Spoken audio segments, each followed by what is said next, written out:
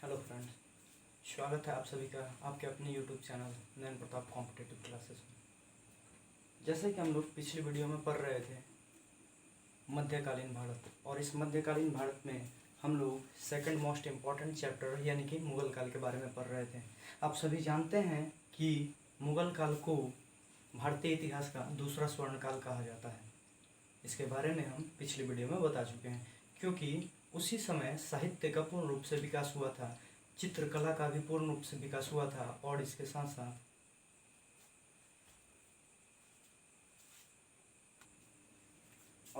साथ साहित्य का भी, इसके साथ साथ स्थापत्य इसका मतलब ये हुआ, इसके साथ साथ स्मारकों का भी पूर्ण रूप से विकास इसी काल में हुआ था। इन सभी बातों को बताने के बाद हम कुछ और भी महत्वपूर्ण बातें बताए थे। सबसे पहले हम लोग जानते हैं कि बाबर से ये जो भारत आया था ये कितने ईस्वी में आया था। तो ये आपको हम बता दिए थे कि 1519 ईस्वी में बाबर ने सर्वप्रथम कहाँ पे आक्रमण किया था? भेड़ागढ़ के किले पर, बाजौर के, ये कहाँ पर है? बाजौर के भेड़ागढ़ के किले पर। दरअसल बात ये थी कि बाबर अपनी आत्मकथा में यहीं पर लिखता है, ऑटोबायोग्राफी में, कि सबसे पहले मैंने इसी युद्ध में ही कैनन्स और एक्सप्लोसिव का उपयोग किया था। इसका मतलब क्या? बम और गोलों का उपयोग, तोप का उपयोग इसने 1519 ईस्वी में बाजौर के भेड़ागढ़ के किले पर आक्रमण करने के दौरान ही किया गया था। बम और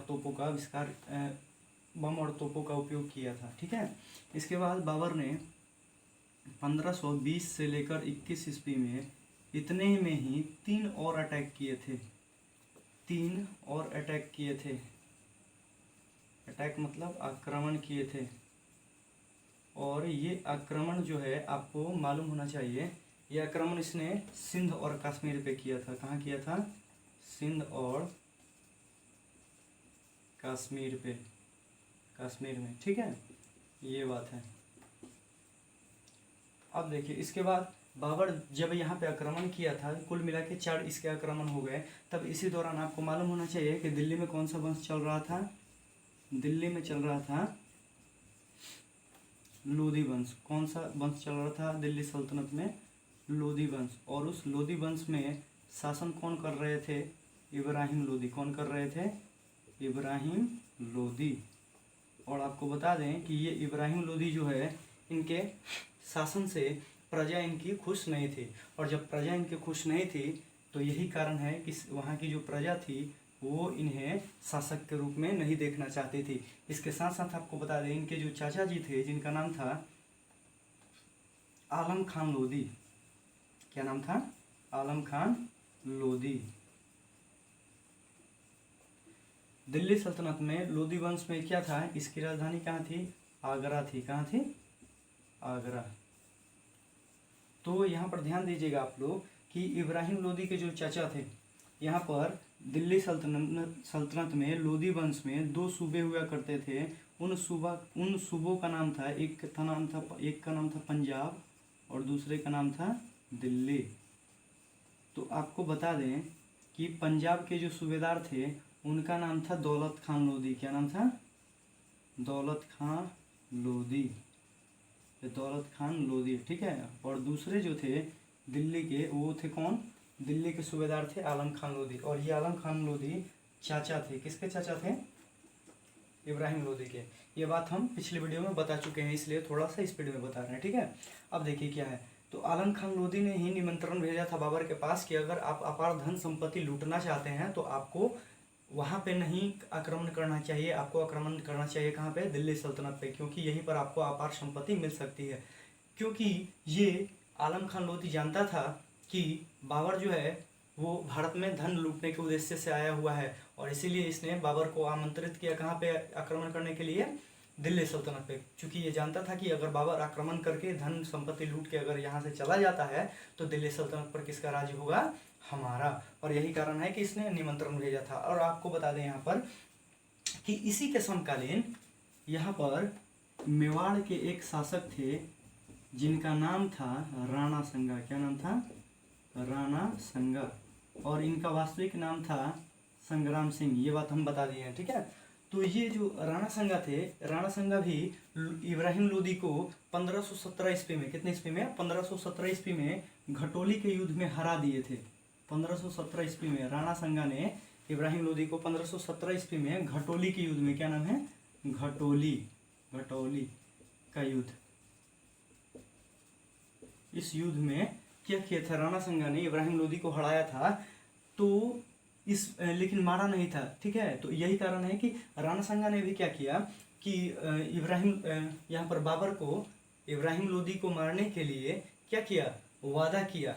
उसने कहा कि आप आकर दिल्ली सल्तनत पे आक्रमण कीजिए और इस युद्ध में, इस अटैक में मैं आपकी पूर्ण रूप से सहायता करूंगा, क्योंकि ये राणा संगा जो थे वो जानते थे कि बाबर जो है वो चंगेज खान और तैमूरलंग जैसे क्रूर शासकों का वंशज है, वो भारत में धन लूटने के उद्देश्य से आया है। यही कारण है कि राणा संगा ने भी क्या किया, इस अटैक में मदद करने के लिए वादा किया था, ठीक है। और यही कारण है कि बाबर ने दिल्ली सल्तनत पर क्या किया, आक्रमण किया। अब देखिए, अब इसमें होता ये है कि बाबर चूंकि आक्रमण करने से पहले स्ट्रेटजी बनाया, और वो स्ट्रेटजी इसलिए बनाया, योजना इसलिए बनाया, क्योंकि आपको बता दें कि बाबर के पास, ये जो बाबर था, बाबर के पास मात्र 12,000 सैनिक थे। कितने थे,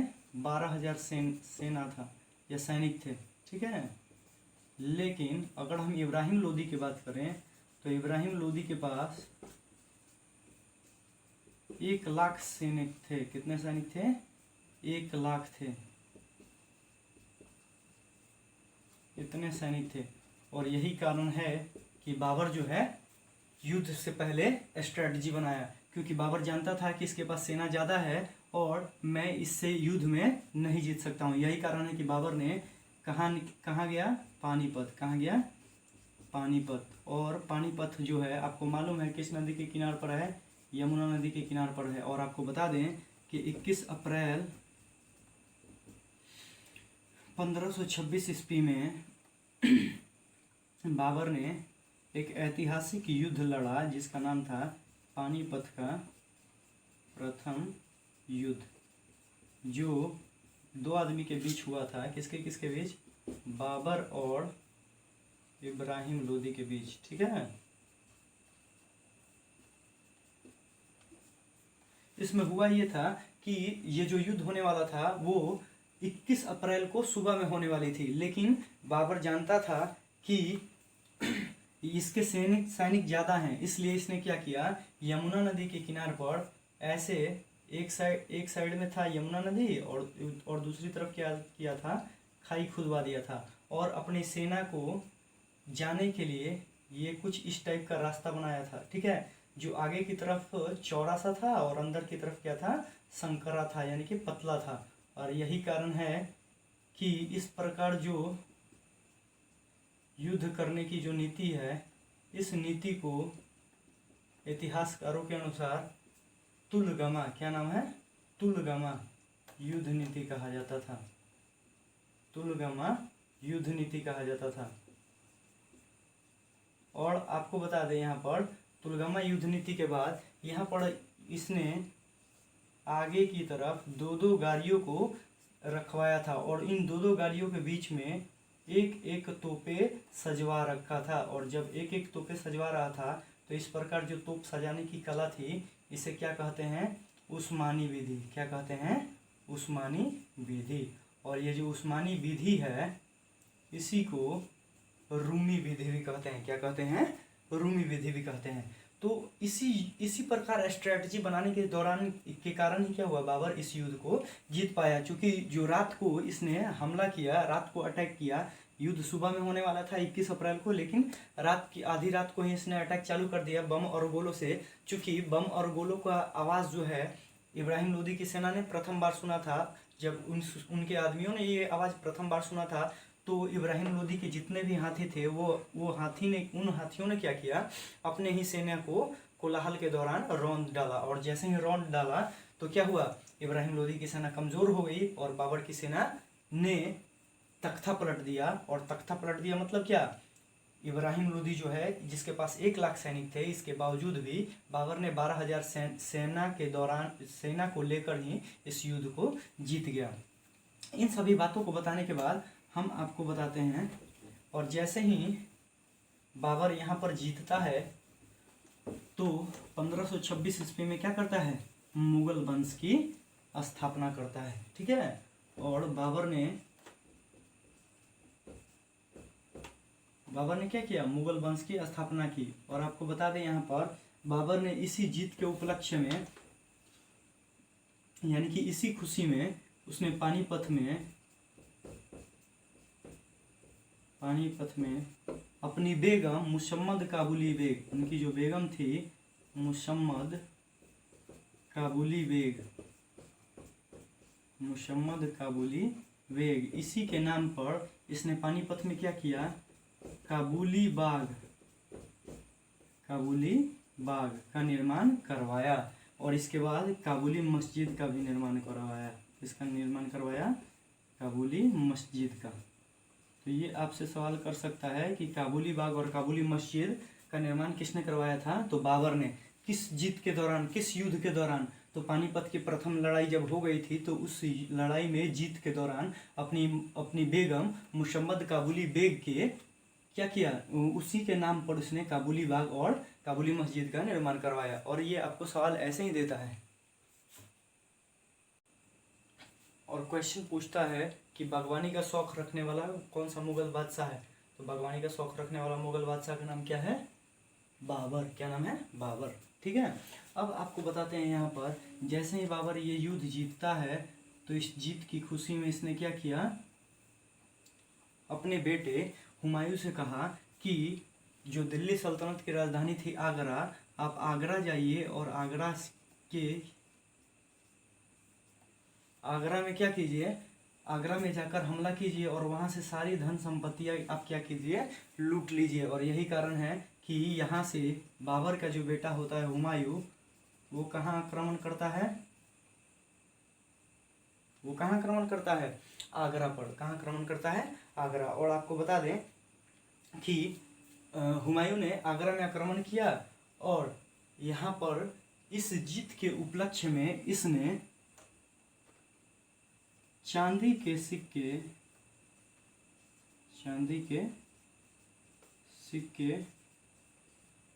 बंटवाए। और ये चांदी के जो सिक्के जो है, एक एक सिक्के कहाँ बंटवाए, काबुल और कंधार में। और हम आपको बता दें कि काबुल में इसने चांदी के सिक्के को शाहरुख सिक्के के नाम पर बंटवाए। किसके नाम पर, शाहरुख सिक्के।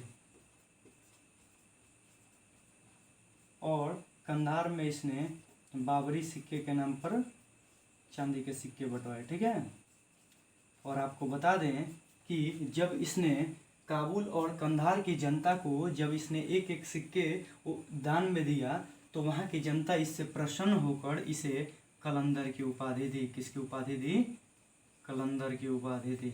और आपको बता दें इस प्रकार इसका नाम क्या हो जाता है, जहीरुद्दीन मोहम्मद बाबर बादशाह कलंदर। ये जहीरुद्दीन मोहम्मद बाबर बादशाह कलंदर। और बादशाह की उपाधि मालूम है ना, 1507 ईस्वी में लिया था। ठीक है, और आपको बता दें कि कलंदर की उपाधि जनता के द्वारा दिया गया कब, जब इसने पानीपत की प्रथम लड़ाई जीत ली थी। तो इसने काबुल और कंधार के लोगों को चांदी के एक एक सिक्के उपहार में दिए। और जैसे ही ये उपहार में एक एक सिक्के दिए तो इसी कारण वहाँ की जनता ने इसे किसकी उपाधि दी, कलंदर की उपाधि दी। ठीक है, अब देखिए इसके आगे क्या होता है कि बाबर जो है जैसे ही आगरा पहुँचता है, ये सब हो जाने के बाद बाबर जैसे ही आगरा पहुँचता है तो आगरा में इसके बेटे ने क्या किया था कि ग्वालियर के राजा विक्रमजीत सिंह से, ग्वालियर के जो राजा थे वो विक्रमजीत सिंह थे। कौन थे, विक्रमजीत सिंह।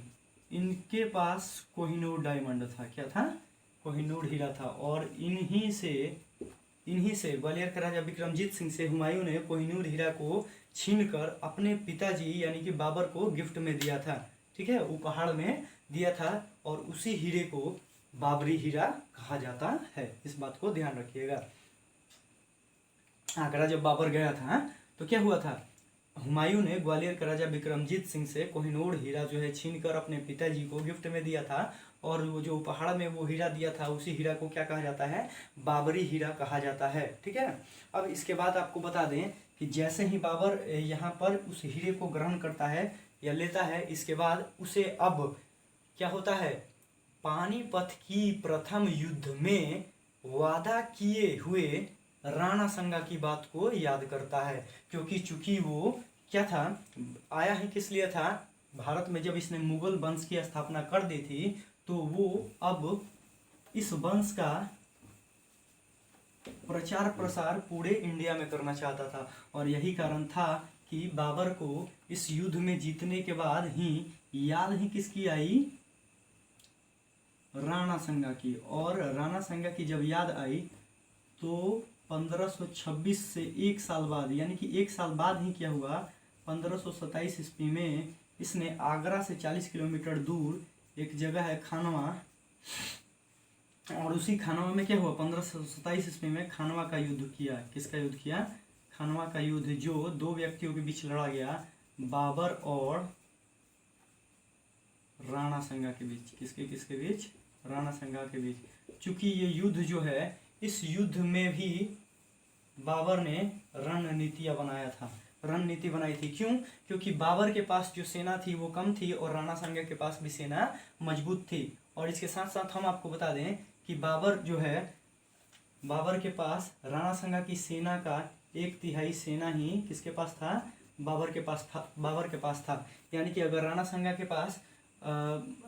के पास जितने भी सैनिक थे उसका 1/3 सेना किसके पास था, बाबर के पास। इसीलिए बाबर ने अपने सैनिकों को जिहाद का नारा दिया। किसका नारा बताया, जिहाद का नारा दिया। और उसने कहा कि हम भारत में आए ही किस लिए थे, भारत में मुगल वंश की भारत में इस्लाम धर्म का प्रचार प्रसार करने के लिए आए थे। ठीक है। और अगर आप चाहते हैं कि मुगल वंश या फिर इस्लाम धर्म का प्रचार प्रसार पूरे भारत में हो, पूरे विश्व में हो, तो आपको ये युद्ध जीतना ही होगा। और आपको बता दें कि जिहाद का मतलब क्या होता है, धर्म युद्ध, एक प्रकार का क्या होता है, धर्म युद्ध। और ये धर्म युद्ध किसके द्वारा बताया गया, बाबर के द्वारा बताया गया। और आपको बता दें कि बाबर के इसी जोश और उमंग के कारण ही जो अपनी सेना में उसने उमंग भरा था, जिसके कारण ये 1/3 सेना ने ही राणा संगा की सेना को पराजित किया। और राणा संगा इस युद्ध में क्या हो गए, हार गए। राणा संगा इस युद्ध में हार गए। हालांकि आपको बता दें कि राणा संगा की यहाँ पर 2 लोग मदद कर रहे थे। एक का नाम था महमूद लोदी। क्या नाम था, महमूद लोदी, जो कि इब्राहिम लोदी के क्या था, ये चचेरा भाई था। और दूसरे का नाम था मेदिनी राय। और ये मेदिनी राय मालवा का शासक था। कहाँ का शासक था, मालवा का शासक था। ये मेदिनी राय कहाँ का शासक था, मालवा का शासक था। ठीक है। अब देखिए होता क्या है, यहाँ पर बाबर ने जैसे ही इस युद्ध को जीता तो जीतने के बाद इसने गाजी की उपाधि धारण की, यानी कि गाजी की उपाधि स्वयं धारण की। और यहाँ पर गाजी का मतलब ही क्या होता है, काफिरों को मारने वाला। काफिरों को मारने वाला, गाजी का मतलब क्या होता है, काफिरों को मारने वाला। और इस प्रकार बाबर का नाम क्या हो जाता है, जहीरुद्दीन मोहम्मद बाबर। इस प्रकार बाबर का क्या नाम हो जाता है, जहीरुद्दीन मोहम्मद बाबर बादशाह कलंदर गाजी। ठीक है, ये उसका नाम हो जाता है पूरा। और ये गाजी का मतलब क्या है, काफिरों को मारने वाला। और काफिर किसको बोलते हैं, वह व्यक्ति जो कलमा और अल्लाह पर भरोसा नहीं करता है उसे हम काफिर कहते हैं। ठीक है। और उन्हीं काफिरों को मारने वाला व्यक्ति गाजी कहलाता था। और इसने राणा संगा से युद्ध करने के दौरान क्या किया था, धर्म युद्ध, जिहाद के बारे में बताया था। और इसी कारण इसने गाजी की उपाधि धारण कर ली थी। अब देखिए इसके बाद क्या हुआ कि जब इस युद्ध में राणा संगा हार गए थे तो क्या हुआ था कि बाबर ने इसके अगले ही साल जो राणा संगा की मदद कर रहे थे, कौन, मेदिनी राय, इस मेदिनी राय से 1528 ईस्वी में युद्ध किया, जिसे चंदेरी का युद्ध कहते हैं। क्या कहते हैं? चंदेरी का युद्ध। और ये युद्ध किसके किसके बीच हुआ?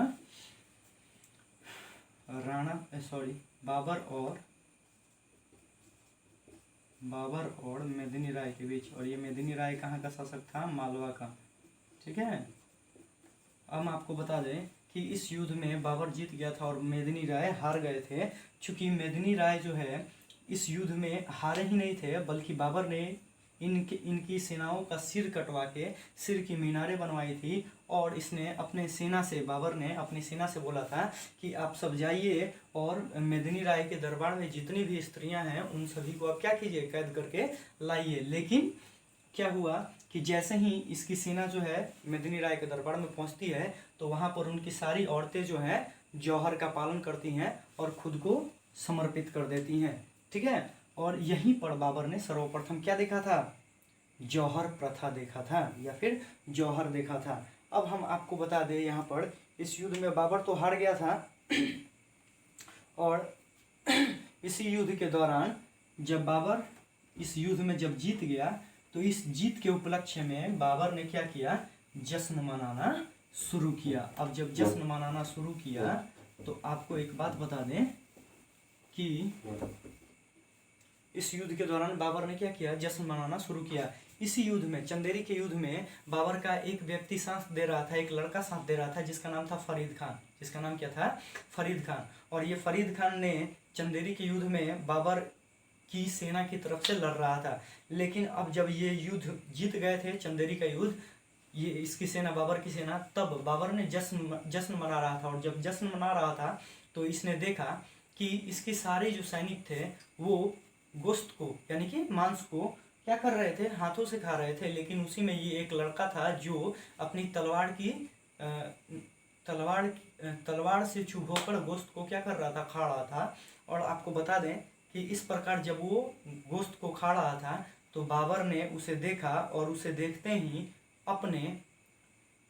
अपने सेनापति मीर बकी और अपने बेटे हुमायूं से कहा कि पता नहीं मुझे इस लड़के को देखकर शंका या आशंका उत्पन्न होती है। ऐसा मुझे लग रहा है कि ये लड़का मुगल सत्ता के लिए हानिकारक साबित हो सकता है।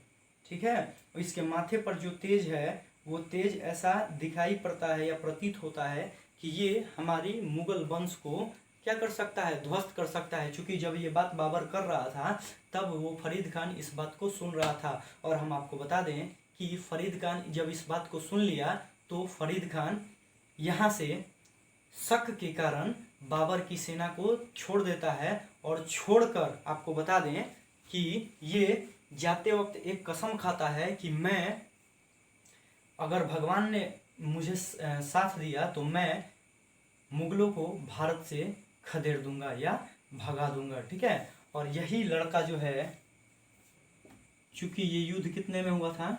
1528 में। चंदेरी का युद्ध कितने में हुआ था? 1528 में। यहाँ से 12 साल बाद, कितने साल बाद?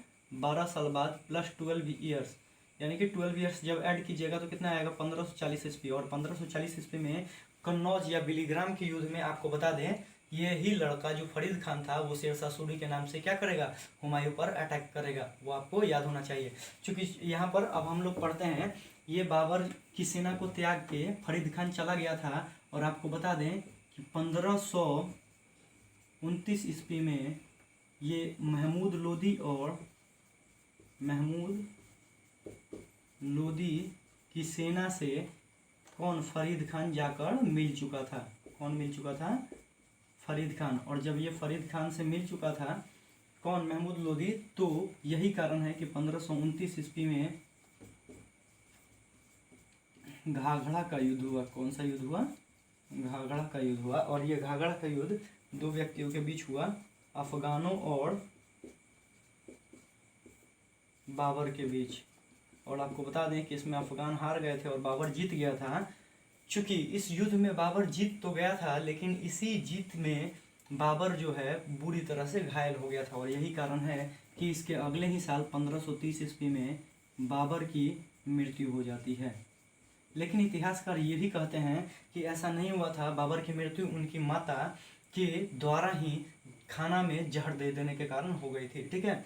लेकिन हम आपको बता दें कि बाबर जो है 1530 ईस्वी में इसी युद्ध के दौरान मारा गया था। अब देखिए होता क्या है यहाँ पर, अब आपसे सवाल करता है, बाबर जो है जब मरता है तो इसकी इच्छा ये थी कि ये अपने मनपसंद जगह यानी कि कहाँ, काबुल में, यहाँ पर ये शासन पहले बहुत सालों से कर चुका था, वहीं पर इसे दफनाने की इच्छा थी। लेकिन जब ये मरा था उस समय ऐसी स्थिति नहीं थी, स्थिति दयनीय थी, जिसके कारण इसे पहले आगरा के आराम बाग में दफनाया गया। कहाँ दफनाया गया? आराम बाग में, आगरा के आराम बाग में। और फिर बाद में इसे कहाँ दफनाया गया? काबुल में। कहाँ दफनाया गया? काबुल में। और आपको बता दें कि सवाल कैसे पूछता है कि वो कौन सा ऐसा मुगल बादशाह है जिसे 2 बार दफनाया गया था, तो वो कौन सा था? बाबर। कौन सा था? बाबर। वो कौन सा? बाबर था। बाबर को 2 बार दफनाया गया। अब आपको बता दें कि बाबर से रिलेटेड कुछ सवाल पूछता है। वो सवाल क्या है कि बाबर से सवाल पूछता है कि बागवानी का शौक रखने वाला मुगल बादशाह कौन सा था, तो वो आपका बाबर हो जाएगा। इसके साथ साथ ये भी पूछता है कि बाबर ने अपनी ऑटोबायोग्राफी यानी कि जिसको आत्मकथा है, उस बाबर की आत्मकथा का क्या नाम है? तुजुक ए बाबरी। क्या नाम है? तुजुक ए बाबरी। और ये तुजुक ए बाबरी किस भाषा में था? तुर्की भाषा में था, ठीक है। और इसका अनुवाद अकबर अपने शासनकाल में करवाया क्या था? अब्दुल रहीम खाने खाना। और ये अब्दुल रहीम खाने खाना ने ही इस तुजुक ए बाबरी का अनुवाद फारसी भाषा में किया। किस भाषा में? फारसी भाषा में किया, ठीक है। और आपको बता दें कि इंग्लिश भाषा में इसका अनुवाद, ये जो तुजुक ए बाबरी था इसका अंग्रेजी में अनुवाद सी ए बेबरीज ने किया था। किसने किया था? सी ए बेबरीज ने किया था, ठीक है। ये बात ध्यान में रख लीजिएगा। सवाल और भी देता है कि मुंबईयान पद शैली का प्रचलन कौन किया था, तो मुंबईयान पद शैली का प्रचलन बाबर ने ही करवाया था। इससे रिलेटेड और भी सवाल देता है, जैसे कि पूछता है कि आप बताइए कि रुहेलखंड में जामा मस्जिद का निर्माण किसने करवाया था, तो बाबर ने करवाया था, ठीक है। और इससे रिलेटेड ये भी पूछता है कि वो कौन सा ऐसा मुगल बादशाह है जो संगीत, ढोल, ताशे वगैरह इन सब में, मदिरा, इन सभी में वो अपनी रुचि लेता था। ये सभी चीज़ें उनको पसंद थी, तो वो कौन सा मुगल बादशाह था? बाबर, ठीक है। और इससे रिलेटेड, बाबर से रिलेटेड और भी एक बात है कि बाबर अपने तुजुक ए बाबरी में कहता है, इसने तुजुक ए बाबरी में कृष्ण देव राय को सबसे महान शासक बताता है। किसको बताता है? कृष्ण देव राय को सबसे महान शासक बताता है। और आपको यहाँ से बाबर जो है इसके बाद 1530 ईस्वी में मर जाता है। और बाबर से रिलेटेड जितने भी क्वेश्चंस थे ये आपको क्लियर हो चुके हैं। उम्मीद करते हैं कि आपको समझ में आया होगा। अगर समझ में नहीं आया तो वीडियो को पॉज करके फिर से देखें, जितना बार मन करे उतना बार पढ़ें, ये आपको अच्छे से समझ में आएगा। ये आप इस वीडियो को अगर अच्छा लगा हो तो लाइक कीजिए, शेयर कीजिए, चैनल को सब्सक्राइब कीजिए, बेल आइकन को दबाना ना भूलिए। और ये जो वीडियो है इसे शेयर करना बिल्कुल भी ना भूलें। अपने दोस्तों, मित्रों, भाइयों, बहनों सभी के पास इसे आप शेयर करें, ठीक है। तब तक के लिए धन्यवाद।